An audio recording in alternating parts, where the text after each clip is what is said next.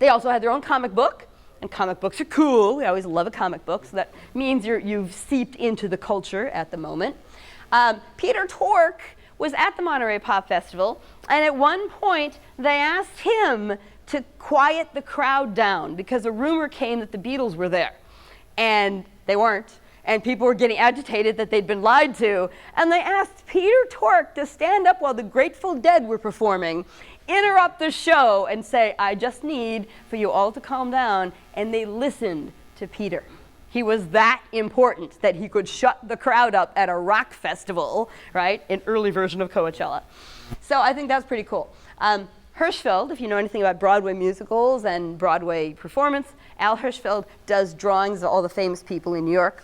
For TV Guide, he did this drawing of the Monkees in 1966. So they were important enough for Hirschfeld to do a drawing of them, which is pretty cool.